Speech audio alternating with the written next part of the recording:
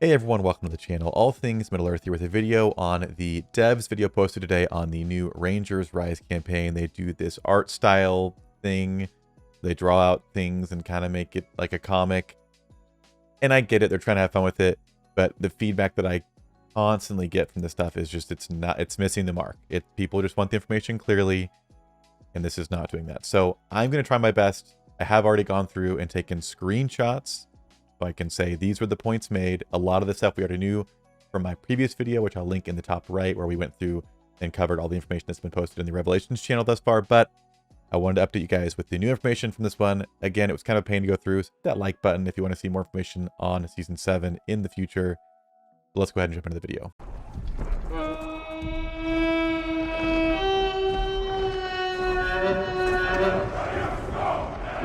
Okay, so first I want to go through the information quickly here. I have about 14 slides, and then I'm going to open up the game because there is a campaign live registration. I want to talk about that in a second at the end.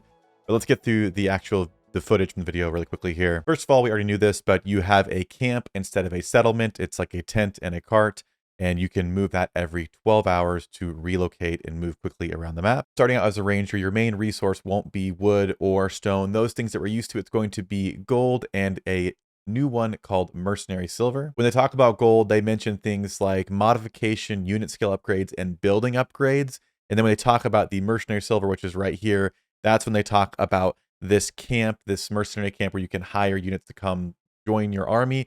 So my understanding, again, based on this drawing that it looks like it's meant for 12-year-olds, is that gold will be used for more upgrades and modification type things, and this mercenary silver is what's used to actually get troops. So people's fear that whales could just sell gear and have unlimited troops at the beginning, I don't think is going to be the case.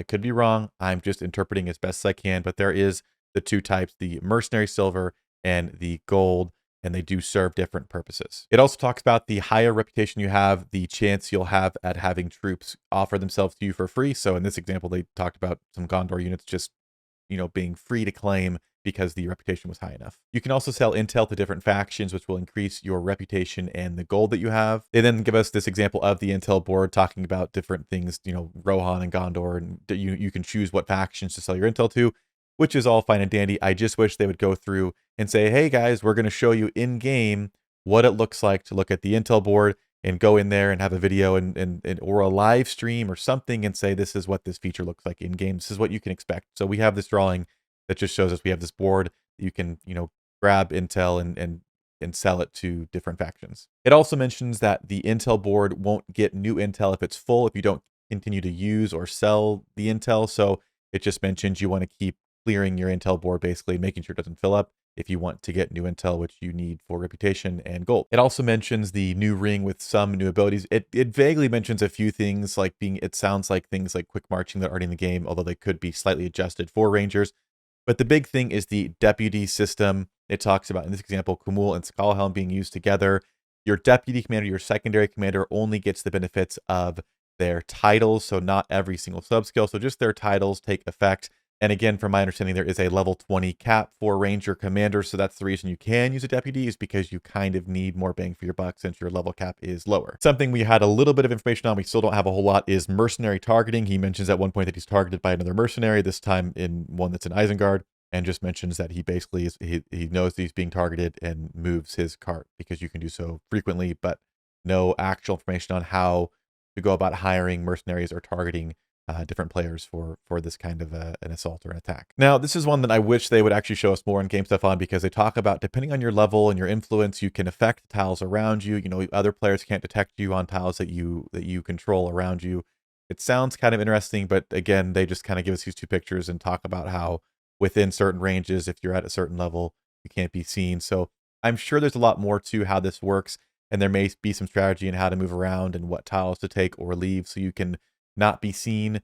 But again, we don't have any in-game examples, so you can affect tiles around you depending on the power of the tile and your influence level. And probably my least favorite slide, and I kind of make this comment every time we have a new season, and this is the case, it mentions that at the end of it all, guess what? It's the same thing. We're going to get the one ring, which has been the thing pretty much every season. The season 4 War of the Ring was slightly different, which that's like the one thing I'll give it is they did something different. Maybe they're scared to do it again because that wasn't as well received, but which I think came down more to balance issues than the end game being different. But they do mention that getting the One Ring is the end goal, which I don't like. I would like them to change how the campaigns work, not just redo the beginning. I'd like to see the end have different content as well, but it is what it is.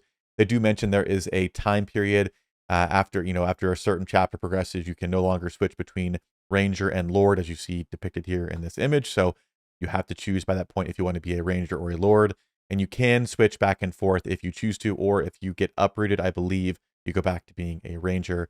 But all in all, you can choose and lock into your decision at a certain point, at which point you're pretty much locked into a standard season where you have to capture the ring with whatever faction you choose to join. And then this last slide here says an alternative version of Rangers Rise with new content is in the works. So I don't know what that means. I don't know if this is in reference to non-roleplay versus roleplay or different end game stuff. I have no idea. They could not be more vague with these things. I feel like in terms of actual new information, there wasn't a whole lot here, which is what is frustrating to me because we have to spend a lot of time looking through these things. It's 8 minutes long.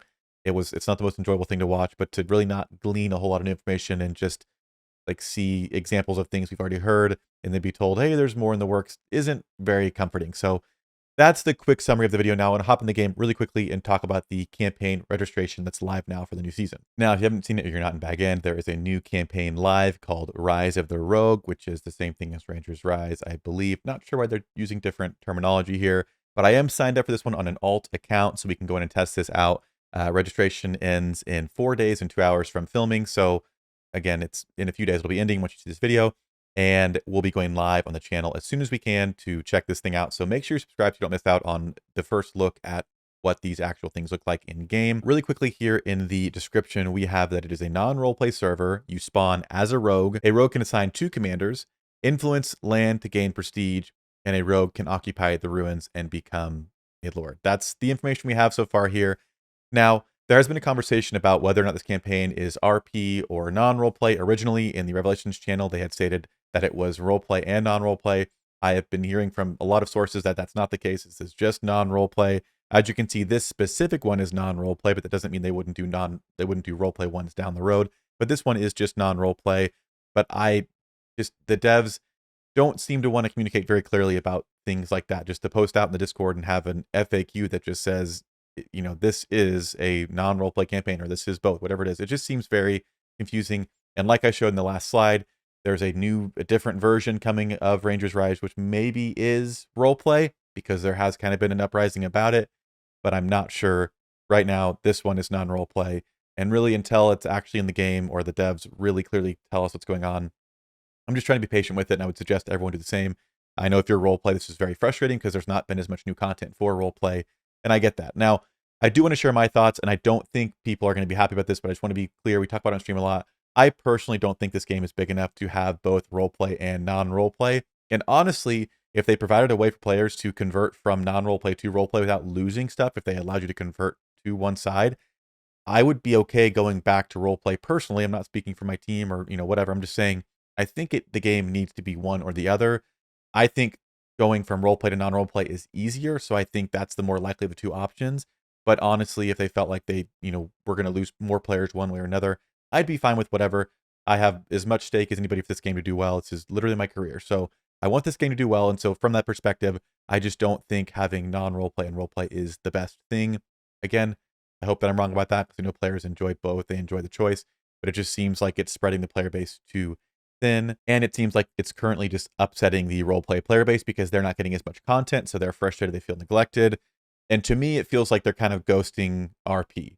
Instead of just saying we're done with it, or instead of like working on some kind of method that players can jump to non-roleplay, maybe they add a few features that help players convert some respect from good to evil or vice versa, so that it's a little bit more reasonable to jump into something new like that. Again, if it were me, I would just be setting up any kind of mechanics or features I could to make the switch from one to the other more enjoyable and just try to be generous as much as possible with it. But that probably won't be the case. Right now, it just seems like roleplay is being ghosted. I think it's weird. I think if they don't want to do roleplay, they should just say, we're not doing it. This is what's happening. And hopefully provide features to make that transition from roleplay to non-roleplay comfortable and enjoyable and give players some flexibility. But again, those are just my thoughts. I wanted to share that at the end of the video here. I don't think this game is large enough to house both non-roleplay and roleplay. We already have server balance issues, and so I think we need all the players playing on one type of thing. We need less new seasons that are vastly different that people either love or hate. I think we need one season that they grow and they adjust and they have variations of it, but it's one season that we're playing, and so it's everyone gets on the same page. Again, it might be too late for that. That might never happen, but I would just love to see them focus on a campaign like the Kingdom feature in Season 6 and Rings of Power. I think is a really cool feature, and it'd be cool to see them expand that a little bit to look at how factions could work into a Kingdom feature. Anything like that would be interesting, or just like change the map up, different locations, whatever it is. But again, I just wanted to share at the end kind of what it's looking like right now. So if you're interested in seeing what this looks like live, make sure you're subscribed. We'll be going live when this campaign goes live. But that's all the information we have so far on the new season, Rangers Rise, or the Rise of the Rogue, whatever it's called. Stay tuned to the channel. If there's more information, I'll post that as soon as I possibly can. But everyone, appreciate your time. And as always, we'll see you in a future video.